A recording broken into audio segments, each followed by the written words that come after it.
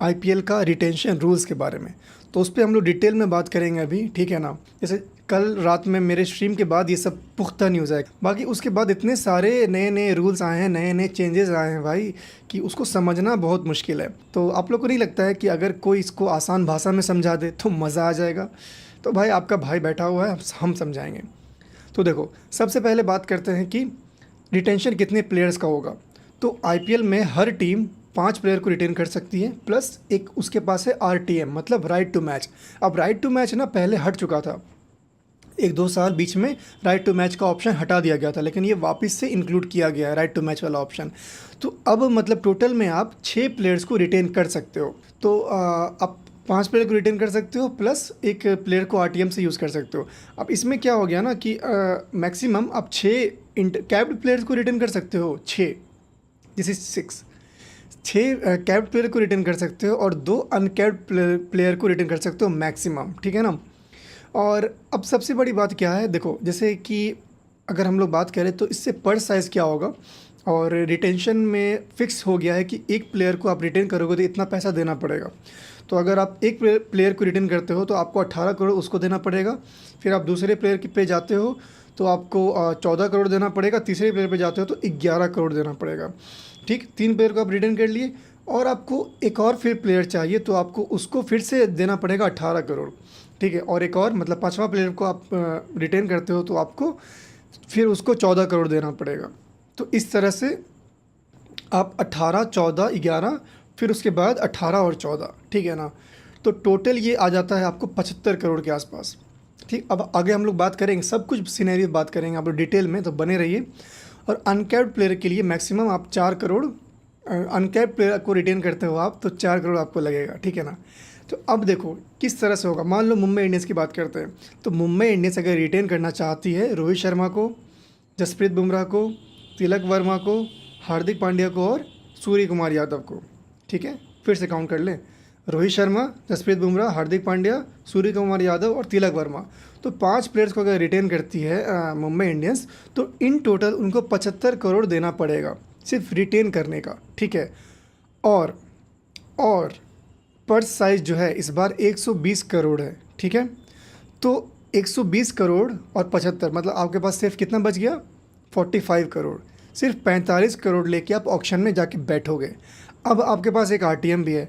मान लो ऑक्शन हो रहा है, ईशान किशन पे बोली लग चुका है 15 करोड़ तक, तो 15 करोड़ फिर आपको आरटीएम अगर आप यूज़ करते हो वहाँ पर कि ईशान किशन भी मेरे पास ही रहे, तो आपको 15 करोड़ और देना पड़ेगा। फिर आपके पास सिर्फ हाथ में बचा 30 करोड़, जिसमें से आपको 15 से 20 लगभग प्लेयर्स जो ऑक्शन की पूल में से उनको लेना पड़ेगा। तो इस बार जो बीसीसीआई ने किया है ना भाई, वो इस तरह का तगड़ा रूल बनाया है कि हर टीम स्ट्रांग रहे, ठीक है। अगर आप ज़्यादा प्लेयर को आप मतलब ज़्यादा स्टार प्लेयर को आप रिटेन करना चाहते हो तो कहीं ना कहीं आपको ज़्यादा पे करना पड़ेगा और कम पैसों के साथ पूल में उतरना पड़ेगा। तो आप कम ही प्लेयर को ले पाओगे, कम मतलब कम स्टैंडर्ड के प्लेयर को, ठीक है ना। हाँ, पैसे स्टैंडर्ड नहीं होते हैं, हमको पता है पैसों से क्रिकेटर का कोई स्टैंडर्ड नहीं होता है। चलो इसके बाद और क्या बात है। हाँ, सबसे इंटरेस्टिंग बात अब क्या हो गया ना, कल ही रात में रिटेंशन का न्यूज़ आया और उसके बाद कल ही रात में ये स्क्वाड का अनाउंसमेंट हुआ, T20 के लिए स्क्वाड का अनाउंसमेंट हुआ।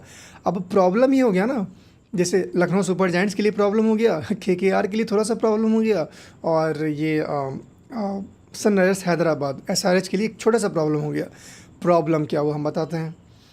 प्रॉब्लम ये हुआ कि मयंक यादव और नीतीश कुमार रेड्डी और तुम्हारा ये हर्षित राणा अगर डेब्यू कर लेता है इस बांग्लादेश सीरीज़ में तो वो हो जाएगा कैप्ड प्लेयर, ठीक है, वो हो जाएगा कैप्ड प्लेयर। मतलब उसको रिटेन करने के लिए आपको वो उस स्लैब में आना पड़ेगा, 18 करोड़, 14 करोड़, 11 करोड़, 18 करोड़, 14 करोड़, तो इस स्लैब में पे करना पड़ेगा। अगर फॉर्चुनेटली अनफॉर्चुनेटली उन लोग का डेब्यू नहीं हो तो वो लोग अनकैप्ड प्लेयर में मतलब 4 करोड़ में रिटेन हो जाएंगे। तो गज़ब की बात हो गई है अभी, मतलब बहुत इंटरेस्टिंग बात हो गया है। तो ये फ्रेंचाइज चाह रहा होगा कहीं ना कहीं कि जिसको रिटेन करना चाहे कि भाई उसका डेब्यू मत होना। लेकिन क्यों डेब्यू नहीं हो भाई, तुम्हारे लिए डेब्यू नहीं होगा। अरे अब देखो ना, बड़ा मज़ा आने वाला है इस बार ऑक्शन में, जो कि हम लोग उम्मीद कर रहे हैं कि सेकेंड वीक ऑफ नवंबर में ऑक्शन होने वाला है। छठ और दिवाली के बाद ऑक्शन होगा तो मज़ा आएगा भाई, उसको भी कवर करेंगे हम लोग।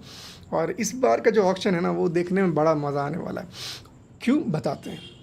देखो इतना बात हो गया। अब इसमें क्या है ना, एक बात सबसे बड़ी बात आई है इस बार की फॉरेन प्लेयर्स, जैसे कुछ पिछले साल मिनी ऑक्शन में स्टार्क, मिचेल स्टार्क ही हमारे जो हैं, हमारे नहीं हैं भाई किसी और के हैं, वो भाई 24 करोड़ लेके गया, ठीक है ना। भयानक। सब खुश, सब खुश नहीं, वो खुश, उसकी वाइफ खुश, ठीक है। तो भाई इस बार क्या बीसीसीआई बोल दिया कि ओवरसीज प्लेयर पे कैप लग गया है, ठीक है। अब इसमें क्या कैप लगा है देखो, जैसे वो लोग तो अब 18 करोड़ से ज़्यादा कमा ही नहीं, मिलेगा ही नहीं वो लोग को। अब हम बताते हैं क्या हुआ। मान लो विराट कोहली को आरसीबी रिटेन किया 18 करोड़ पर, ठीक है, और ईशान किशन को बिड लगा 16 करोड़, ठीक है। मान लो उसको Mumbai Indians auto match RTM वगैरह करके 16 करोड़ में काट छीट के खरीद लिया। तो ओवरसीज प्लेयर ना, ओवरसीज प्लेयर पर है कि वो दोनों अमाउंट में से जो कम होगा, मतलब इस बार 16 करोड़, तो 16 करोड़ से ज़्यादा किसी भी ओवरसीज प्लेयर को नहीं मिलेगा। तुम भाई बोली लगाओ, लेकिन अगर ज़्यादा होगा ना 16 करोड़ से, जितना भी ज़्यादा बोली लगेगा, तुम लड़ाई काट कर लो, मार कर लो, फ्रेंचाइज वगैरह जितना ज़्यादा होगा 16+ जो भी होगा वो सारा बीसीसीआई के पर्स में जाएगा। ये बड़ा इंटरेस्टिंग बात है, क्योंकि भाई देखो अब एक ही प्लेयर पे सारा पैसा लुटा दिया जाता है, ठीक है। प्लस ये लोग क्या करते हैं ओवरसीज प्लेयर, ये लोग मेगा ऑक्शन में नहीं आते हैं, मिनी ऑक्शन में आते हैं। मेगा ऑक्शन से ये लोग बाहर रहते हैं और कभी कभी तो बैकआउट भी कर जाते हैं। इस पर भी बीसीसीआई का रूल आया है भाई कि अगर तुम बैकआउट करोगे ऑक्शन में आने के बाद तो तुम पे 2 साल का बैन लग जाएगा, ठीक है। एक तो आ गया बैन वाली बात, एक बात आ गया कि आप अगर आपको मतलब मेगा ऑक्शन से 2 साल पहले मतलब मिनी ऑक्शन में आपको नाम लिखाना पड़ेगा, तब जाके आप 2 साल बाद मेगा ऑक्शन में आपका नाम आएगा। तो ये सब चीज़ें हैं जो कि बीसीसीआई देख रहा था। बहुत सारे प्लेयर्स हैं खास करके इंग्लैंड और ऑस्ट्रेलिया के, वो लोग आते हैं ऑक्शन में, नाम अपना लिखवाते हैं, पैसा ले लेते हैं, उसके बाद बोलते हैं कि भाई हम नहीं खेल सकते।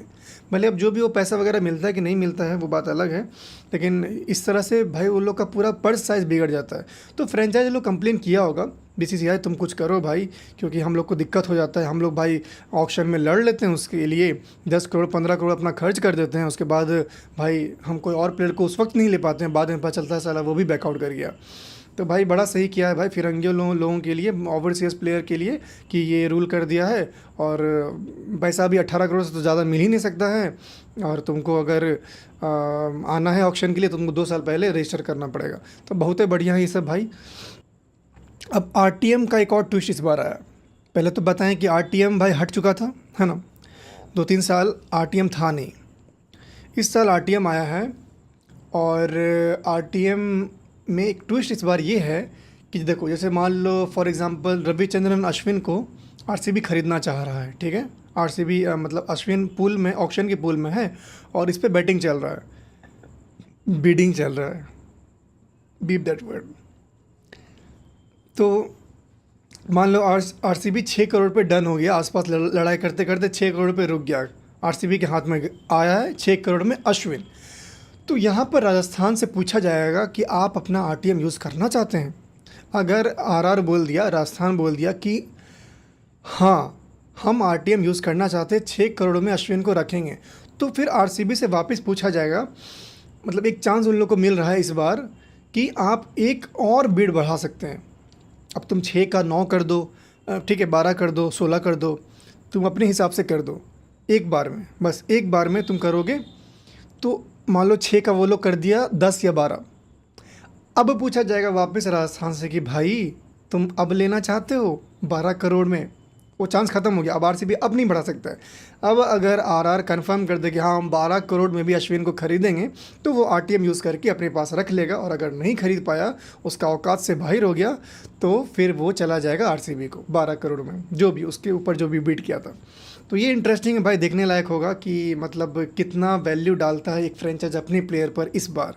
तो ये गुड न्यूज़ है आप लोगों के लिए कि इस बार होपफुली अब बीसीसीआई ऐसा रूल किया है चेंज, जिसमें से अब जो एमएस धोनी है उसको एज एन अनकैप्ड प्लेयर के रूप में देखा जाएगा, और सीएसके अब उसको रिटेन कर सकता है। तो यहाँ पर 2 बहुत बड़ा न्यूज़ है सीएसके फैंस के लिए, और सीएसके के लिए खासकर, उनके फ्रेंचाइज के लिए खासकर, कि अब Dhoni as an uncapped player देखा जाएगा, तो इसको रिटेन करने के लिए ज़्यादा पैसा भी नहीं लगेगा, आपको सिर्फ 4 करोड़ देना पड़ेगा, जहां उसका कम से कम 12 या 15 करोड़ था रिटेन में। तो इस बार धोनी को रिटेन करने के लिए 4 करोड़ ही लगेगा। और ये न्यूज़ आ रहा है, और इतना जो फेरबदल हुआ है, दूसरा गुड न्यूज़ क्या है, इतना जो फेरबदल हुआ है बीसीसीआई किया है कि जो प्लेयर इंटरनेशनल प्लेयर रिटायर हो चुका है, 5 साल हो चुका है रिटायरमेंट का, वो एज एन अनकैप्ड प्लेयर देखा जाएगा। तो ये रूल को जो तब्दीली हुआ है, और ये खासकर शायद इसी वजह से हुआ है कि धोनी वापस से खेल सके। अब बस प्रॉब्लम ये है कि धोनी क्या खेलेगा इस बार, क्या उनका फिटनेस इस तरह का है कि वो हम लोगों को दिखे खेलते हुए इस बार। लेकिन वही ये बात है कि भाई क्या धोनी फिट हैं, क्या धोनी इस बार ऑक्शन में छोड़ो रिटेन किए जाएंगे, और क्या हम लोगों को आईपीएल 2025 में आखिरी बार धोनी देखने को मिलेंगे, और अगर नहीं तो ये सारी बात हो गई आईपीएल रिटेंशन के बारे में। और अगर कोई पॉइंट्स मेरे से मिस हो रहा है तो आप लोग कमेंट्स में बताओ, ठीक है, वीडियो के नीचे बताओ, एक प्रॉपर डेडिकेटेड वीडियो हम बना देंगे।